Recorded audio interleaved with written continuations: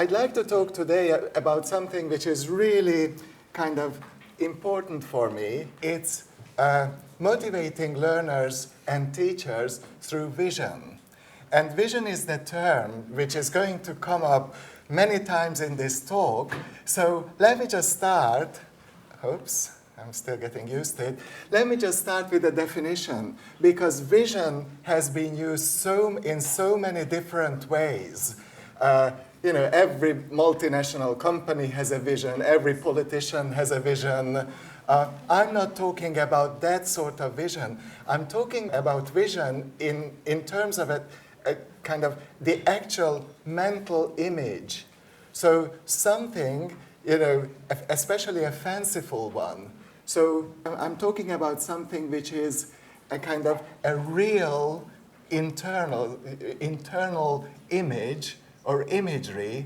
Shakespeare coined the term in Hamlet to see through the mind's eye. And that's what I'm talking about.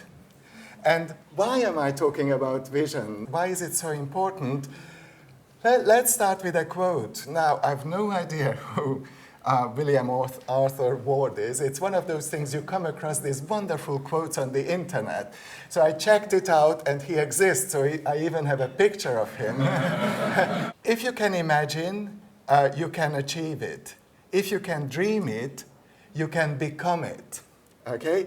And that expresses something very profound about how I see vision.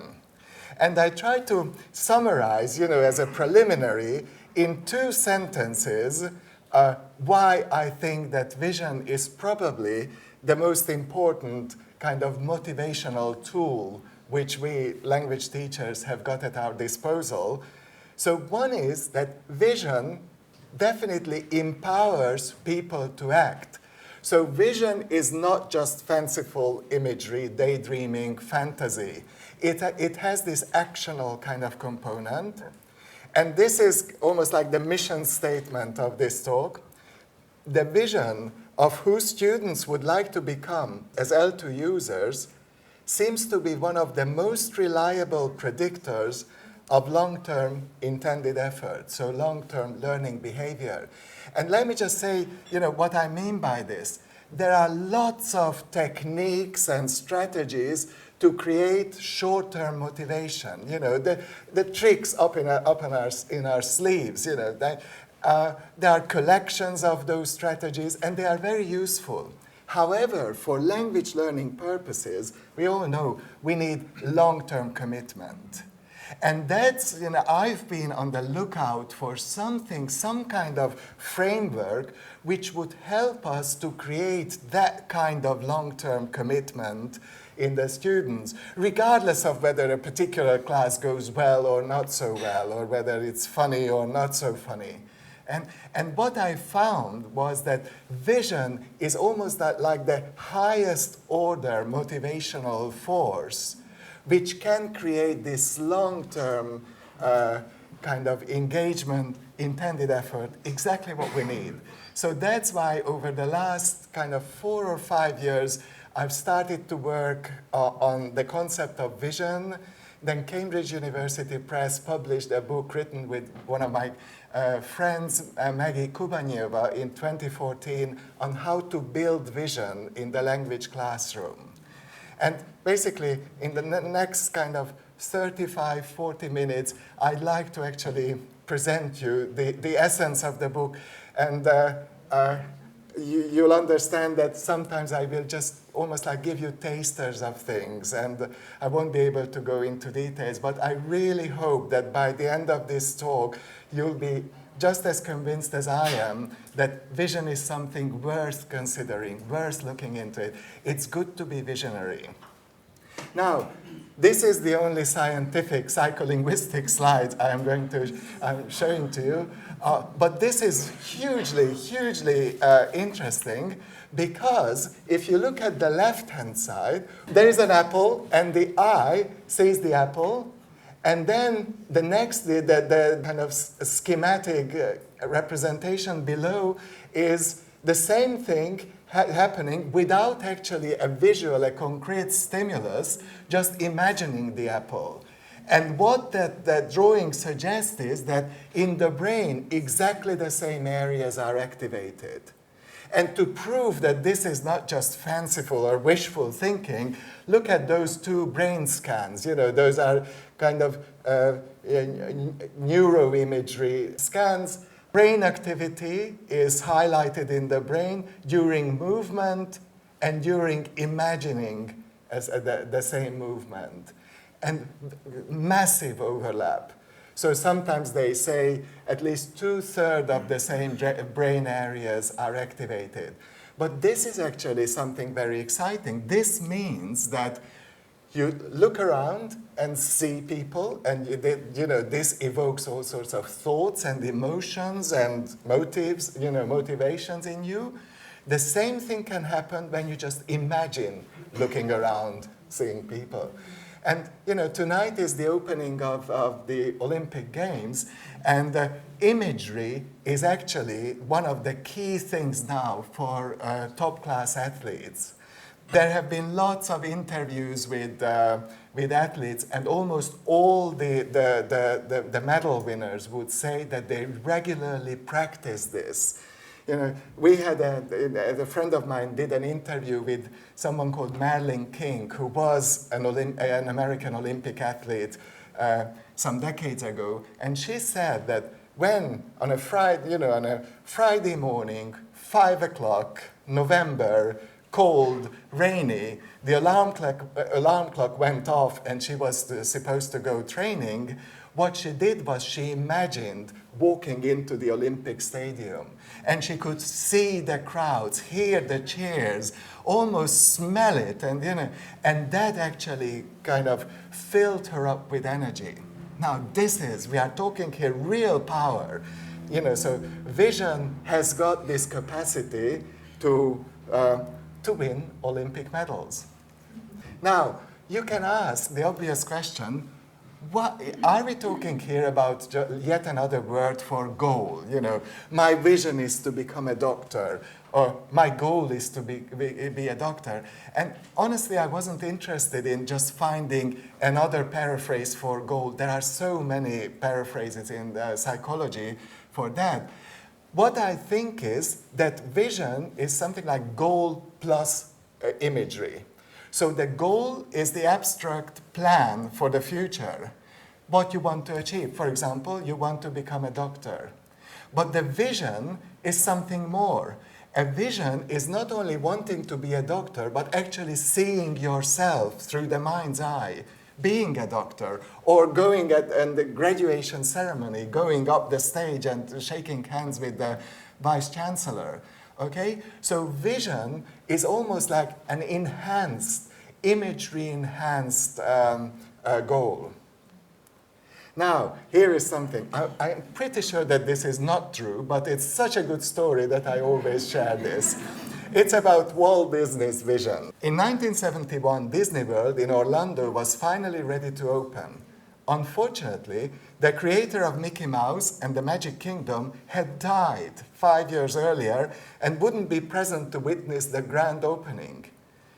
During the spectacular opening ceremonies, the host of the festivities introduced on stage Walt Disney's widow, Lillian Disney, who would say a few words for the occasion. "Mrs. Disney," the host said with reverence, "I wish Walt could have seen this." Lillian Disney stood up, walked over to the podium, adjusted the microphone and said, "He did." And then he sat down. Now, probably not true, but it should be true. It could have been true. This is, big achievements almost always can be traced back to some initial visions, when there was no trace of things. Someone, Bill Gates working on a computer in a garage, apparently that's true. He must have seen something really, really big. Now, let's look at the psychology of this vision. How does vision motivate? And the best thing is, the best theory of this comes from social psychology, from possible self theory by someone called Hazel Marcus and her colleague Hazel Marcus is one of the big social psychologists. She is the kind of person who would qualify for a little black and white photo on introductory texts on psychology. Unit 1, on the margin there is this photo, and she is there. And what she said was that people usually have ideas about how they would like to see themselves in the future, what they might become, what they would like to become, and also what they are afraid of becoming. And she called these possible selves. So this is kind of not actual current selves, but future projected selves. And she said that these are more than just mere long-term goals, in that they involve tangible images and senses. Okay? So see the connection to vision. And what she said was, and she actually did say that in many ways, these possible selves which we entertain are a little bit like dreams and visions about ourselves. What they found was that particularly two selves, possible selves, are important for education. Something that the ideal self representing what you would like ideally to become, and the ought to self is what you think others would like you to become. So one is your own vision, the other one is almost like an imported vision. And of course, others might be parents, friends, family, authority figures, the state. So it's basically the external social world. And to cut a very long story short, I came up with this theory of motivation, which was a radically new approach to motivation in 2005, which said the L2 Motivational Self System, so the second language motivational self system, because it's based on selves. And what it says is that there is an ideal language self which motivates. So if the person you would like to become speaks a foreign language, then you have an ideal language self. And of course, native speakers of English sometimes don't understand this, because their ideal selves normally are quite happy speaking English, because that would achieve most goals. But of course, us who come from different countries, our ideal selves almost always speak a foreign language, most often English, the global English, because we want to access the global facilities. Okay? Now, the ought to L2 self is similarly what other people would like you to be in terms of your language selves. And then I added a third component, which has nothing to do with future selves, but current experience. Because I believe that there is a third big motivational channel, not through wanting to do something or others wanting you to do something, but rather getting engaged in an activity and you realize you are good at it. And I never wanted to be a teacher of English, I can admit. I wanted to be a cameraman and then an art historian. But in Hungary, when I was doing my English degree, they paid too good money to teach, for teaching English to resist. It was still communist times, but already everybody could sense that English was coming in, but there were very few English teachers. So I ended up as a university student earning more money than my mother, who was a professor of physics. So I was very pleased about it. And then I just enjoyed it. Before graduation, I'd written a vocabulary building course book just because I enjoyed it and with friends. And before I knew, I was an applied linguist. Now, that's what I'm talking about when it's the third option. Sometimes you get engaged with an activity, and before you realize, you have become hooked. So to summarize, there are three primary sources of motivation to learn a foreign language, and actually motivation to learn anything. In fact, this is so generic that it actually concerns behavior more or less in general. The first one is kind of the internal desire. The second one is social pressures coming from the outside. And the third one is the actual experience. Now, this and the next slide, I'm not going to go through in much detail, but just what I'd like to say is that Simply having a vision of doing something will not necessarily get you to do it. So there needs to be certain conditions in place. And the reason why these conditions, I listed, there are 9 conditions, I think, altogether. The reason why they are important is because once you realize what the conditions are, you realize you have a kind of template of how to generate vision, how to motivate learners through vision, simply by creating the conditions. Because the idea is that once someone has an ideal, a desired future self, which is the first condition, and that this future self is different from the current self, so you want to get somewhere, and this future self is elaborate and plausible, and that's what's number 4, and you are not comfortably certain to reach it, so you know that you have to put in some effort, then, and let's just stop here, then action will take place. Now, certain things help it. Number 6 is that your vision shouldn't be in clash with some other kind of expectations. This happens very often, for example, with teenagers in schools. They do have their visions, but their peer group expectations are, clashing with and contradicting those visions and might cancel them out. And then also, I told you about Merlin King waking up on a Friday morning in November. It's all nice and good to actually be energized by thinking of the Olympics, and she jumps out of bed, but then she actually needs a good coach and a good training program. So she needs some kind of channel for all this energy to be materialized. And then one more thing is that our brain is really strange in that it's incredible, the capacity of it. We don't use more than, there are all these figures, 15% of our brain. On the other hand, we, at the same time, are active, our working memory or our working self-concept is actually quite small. So at a certain moment, we can only focus on that many things. So that's the thing. You have to activate your vision again and again, because other things will just simply sideline it, squeeze it out. That was condition number 8.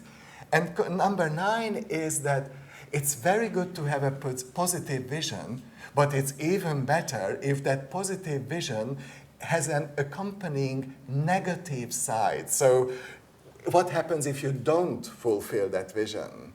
So, you are all very busy people. You know that, for example, when we have tasks, which we would like to do, writing a book for Cambridge University Press, wonderful vision, you imagine yourself.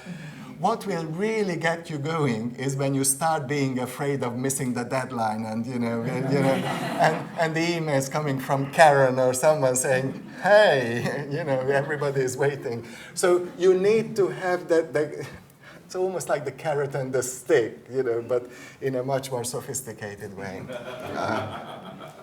So, practical implications. First one, the conceptualization of motivation as vision opens up an avenue for promoting student motivation by increasing the intensity of the student's vision, and one word is missing there.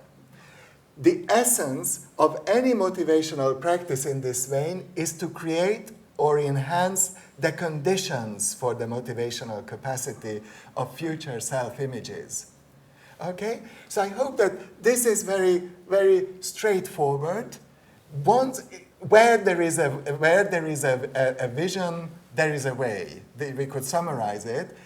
But there is a way, but for that way to become real, certain conditions need to be created. Now, I'm going to go through some slides now showing, how to generate, how to strengthen this vision.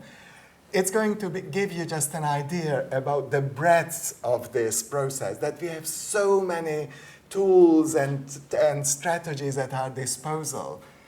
Then I'm going to, in the final kind of 10 minutes, I'm going to talk about the vision of not the student, but the teacher's vision. Because in order to do all these things, you yourself need to have a vision. We need to be motivated. This is the template of a visionary training program which we designed, which has been tested, which works, has been published, and actually our book for CUP has got these kind of headings as subtitles for the chapters. So this is basically a summary of how I imagine creating vision in the classroom can work. And as you can see, all this, everything has been boiled down to 6 key strategies.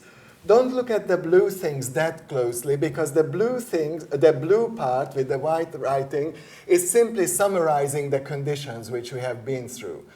On the for you, right-hand side is the actual implications. So first, we need to create the vision. Some people simply don't have a vision, or not a very concrete one. Then you need to strengthen this vision. Then you need to substantiate the vision, and I'm going to mention it's basically make it realistic, okay? Then you have to transform the vision into action. Then you have to keep this well-functioning vision alive amongst the pressures of life. And finally, you have to counterbalance the vision by actually talking about what happens if you fail, giving the stick bit, okay? So, a little bit, creating the vision, how? It's 30 pages in the book. I picked out 4 kind of techniques. Look at the first one and the fourth one. Providing regular tasters of desired future states, or ensuring ample exposure to role models. This is basically creating some foretaste of what it's going to be. So suppose you want to learn Hungarian because you think it's a wonderful language. Creating regular tasters would involve perhaps a school trip to Budapest. It's wonderful. A good goulash, cooking, okay. Probably these are the 2 important things about Hungary. Or ensuring role models, meeting some Hungarians, a Hungarian psycholinguist who will actually make it attractive for you. Okay, so these are things which teachers regularly do, actually, without knowing perhaps about vision theory. The other 2 things are more psychologically based, coming from clinical psychology partly. You can have guided imagery as well. Guided imagery is used massively in clinical psychology, also in sports psychology. It's one of those things when close your eyes, and there's with a booming voice, and I say, imagine that you are in Budapest, you are facing the blue Danube, and okay. So you basically create a mental image through guidance. And then another thing is guided narratives. And I think the best thing is to just give you one idea of an activity. Imagine yourself in 10 years' time, you have successfully learned Hungarian, you are now a fluent speaker and writer of Hungarian. Write a letter to your current self from 10 years in the future, giving your current self some advice on what it's like to be a good Hungarian speaker and how was the learning process. So in a way, with this structure, you almost narrate yourself into becoming a motivated Hungarian learner of Hungarian. So these things have worked in many other disciplines, and we can use them for language teaching purposes. Strengthening the vision, how? Now, one thing in sports psychology, where there's a lot of money, when 1 second can make the difference between a loser and the winner, they have realized that visualization is a skill. So you can practice it, train it. There are training programs, and virtually all top-level athletes will have gone through visualization training, and they regularly do it once a week, once a day. Diving, I enjoy looking at diving, and when they climb up the podium, and then these poor men and women, then they stand there and freeze. And I always thought that was a perfectly natural reaction, because they look down and they are scared. They're absolutely scared stiff. And no, what they do is they visualize the dive. So they go through it.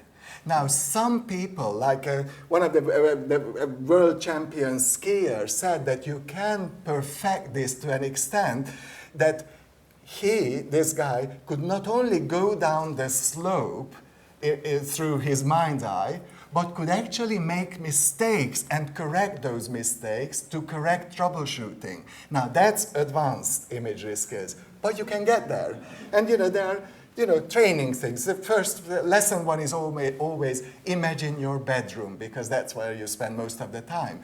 And try to imagine as many details. And then you start moving things around in your bedroom, in your imagination. And basically you get into this mind frame, and very soon you can achieve quite unexpected things through visualization. That's what they are using.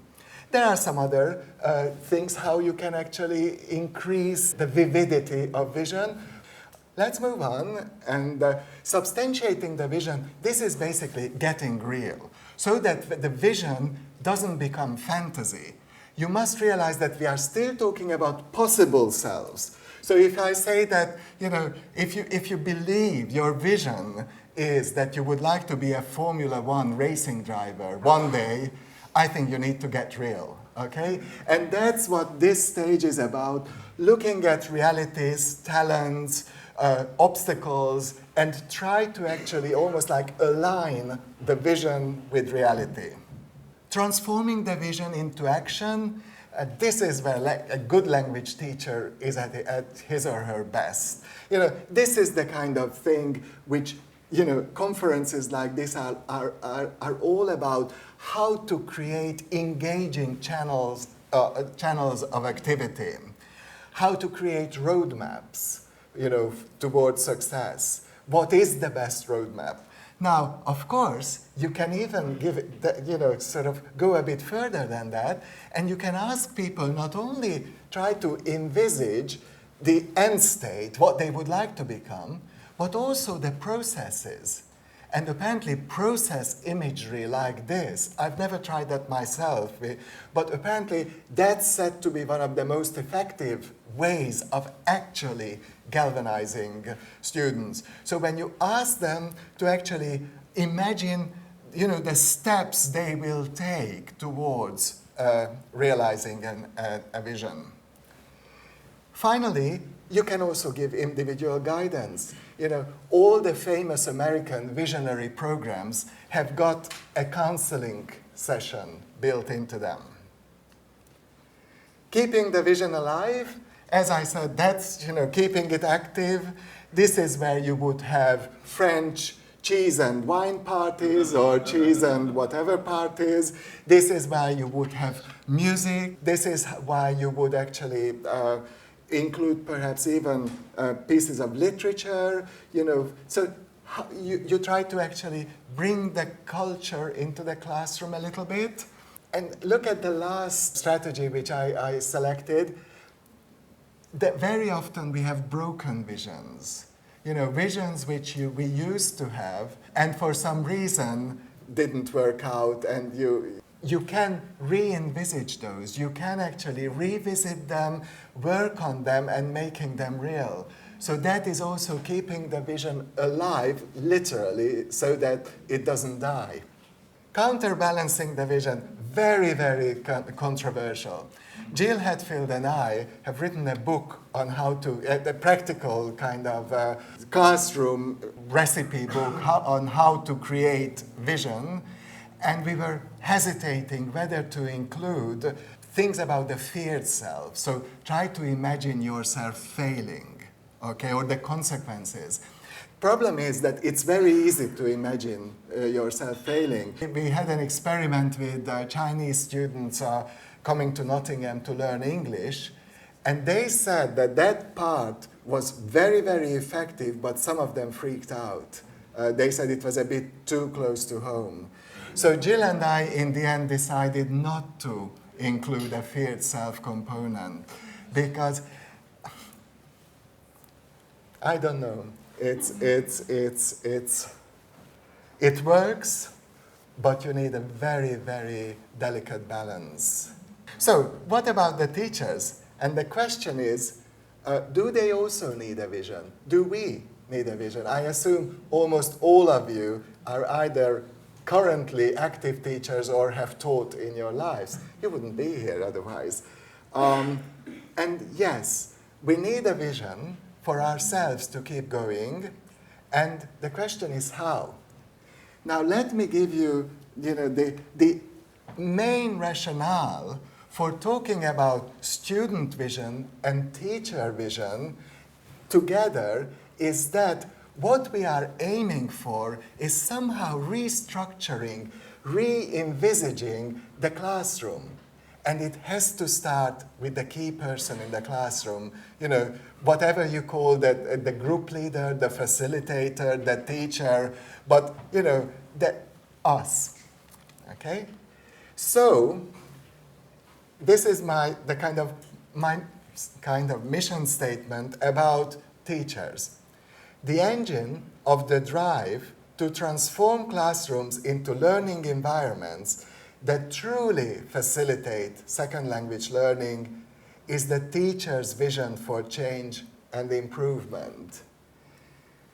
Now, bearing this in mind, when Maggie and I, when we wrote our book, we developed a similar kind of little table for teachers as the one we developed for students.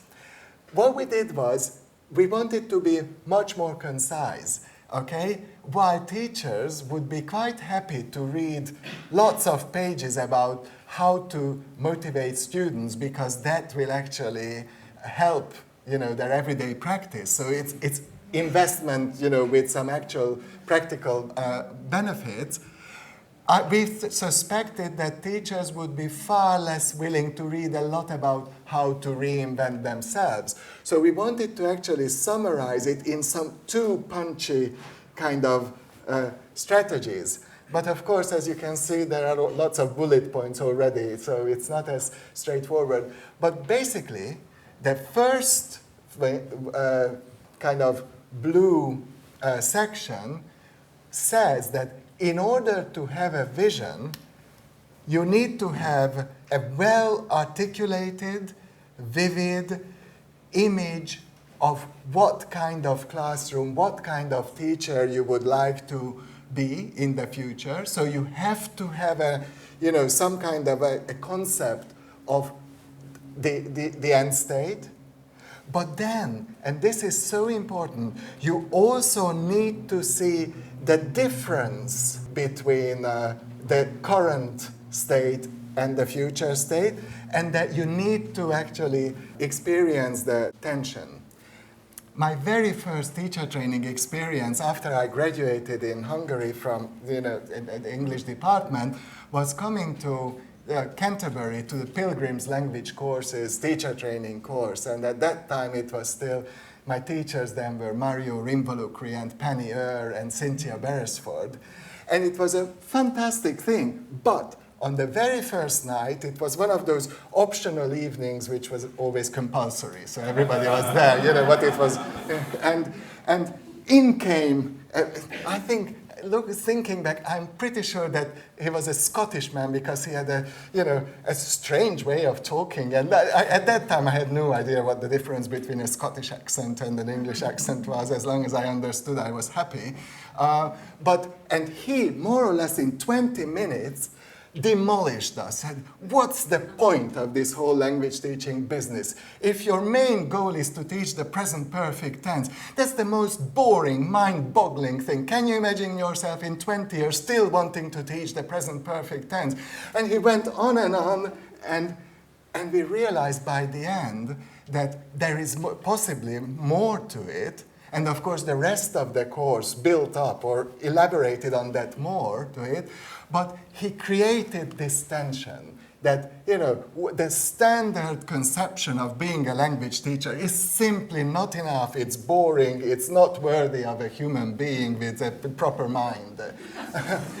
And he said, of course, a good language teacher is a good teacher of the present perfect tense plus. So that was and the whole of Pilgrim's language, you know, the creativity which they brought in was always about how to add the plus to the necessary. Okay?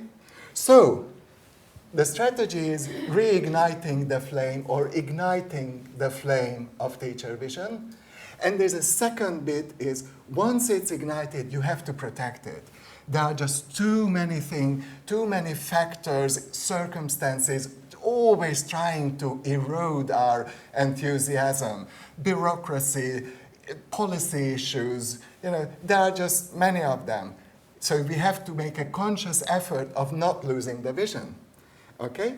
And here are similar, you know, bit of tasters. How do you do it? How you reignite the vision or ignite the vision?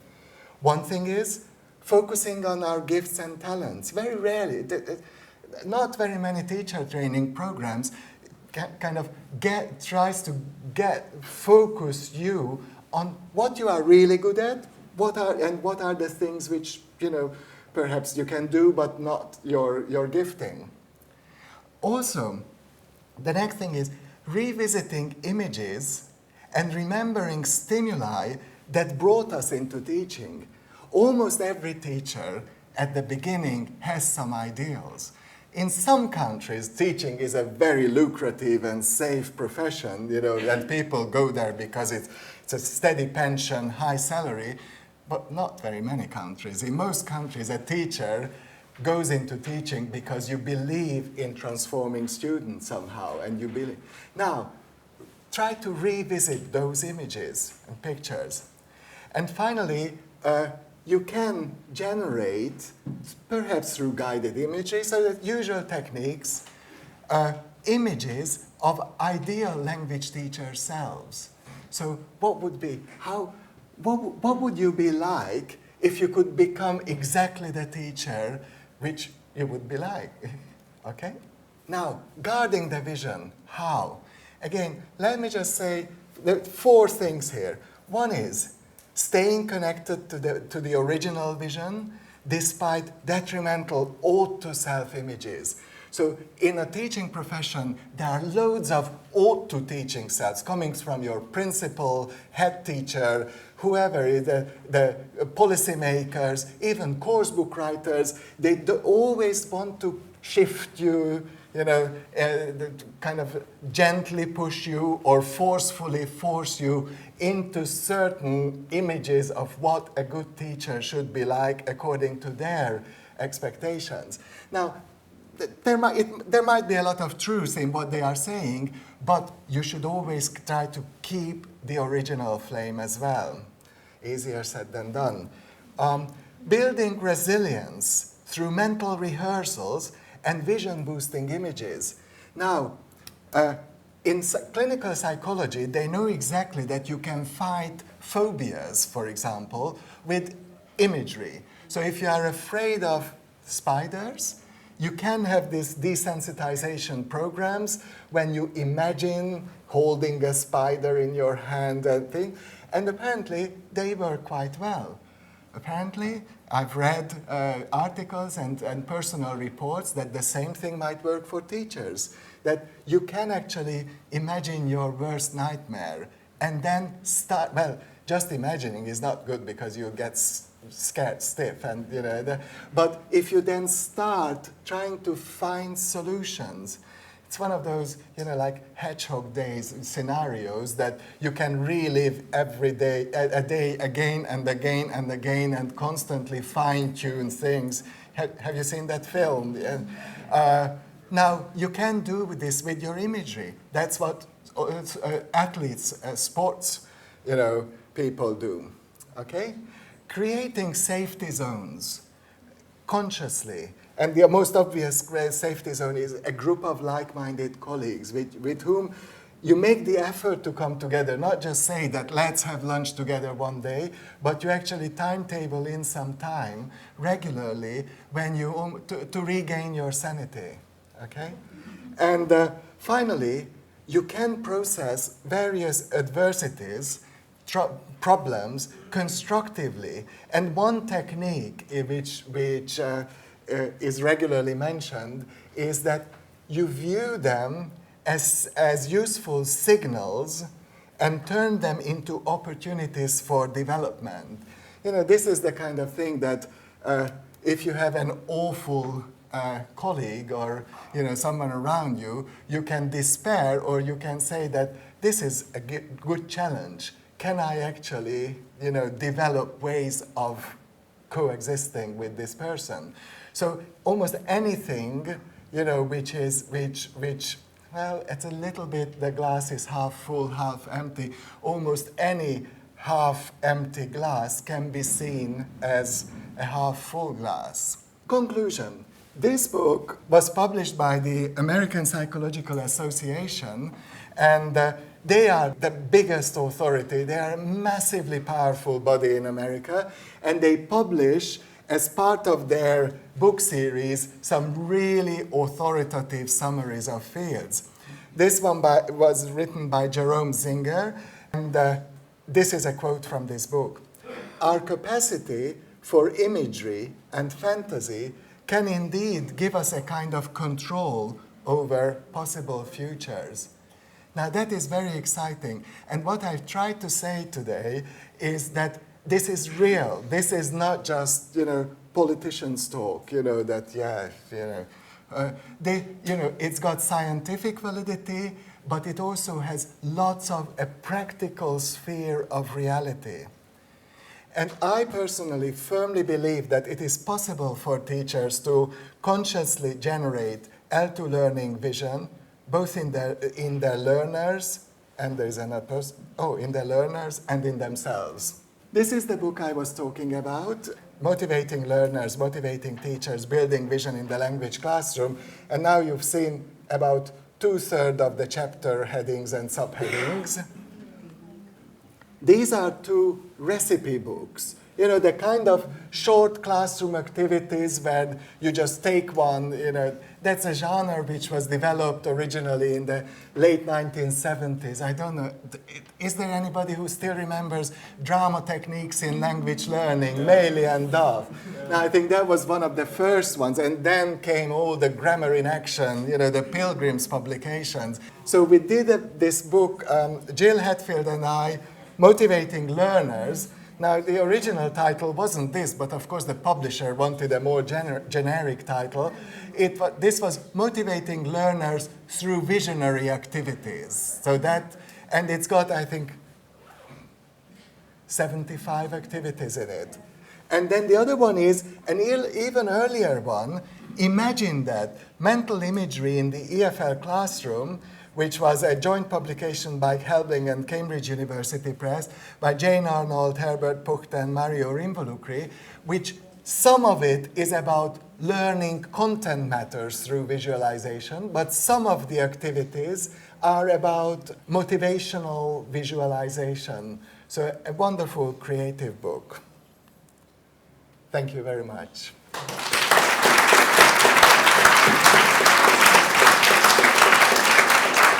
Thank you so much, Zoltan. I think we do have a little bit of time if anyone's got any questions. There's one over here. I have a question. I have something to say. First of all, fantastic. Thank you very, very much. And I just wondered whether you knew that Einstein wrote in his diary that before he wrote the relativity, he imagined it, he saw it. So I thought that would kind of, emphasize what you've just said. Thank you so much. I came across this, and we actually found it so relevant when we wrote our book that we went back to the source, finally found the source where the real vision statement was, and it's in the book, the story. Yes. It's fantastic. Can you imagine? Einstein imagined himself traveling on a beam, a light beam, and then tried to imagine what would the Earth be like if he looked down from that light beam and watched, looked at the Earth. And he claimed that without that sort of initial experience, he would have never come up with this theory. Well, thank you for reminding us of that. I can add a little Einstein anecdote, actually. Yes. Because, believe it or not, Einstein is a Cambridge University Press author. It's a colleague. And we didn't really know. So when I first started about 3 years ago, I was looking into who are our celebrated authors. And I read in a very small line in one of our newsletters about a letter which was in our archive from Einstein. So we found the letter, and it was actually for Einstein asking if we could give his co-author a pay raise. Something to like $12. Because he'd fallen upon hard times, etc. So we thought, well, hold on, if it's his co-author, there must be a book somewhere. So we did a bit of sort of Indiana Jones research, and we found the Einstein book in the archive of Cambridge University Press. So next time you come to Cambridge University Press, come to our archive, and we can show you the Einstein text. So we have letters and we have the original book. So that's a little anecdote to add to that. And of course, any more questions? No? Well, what about another round of applause for Zoltan? Fantastic. Thank you very much.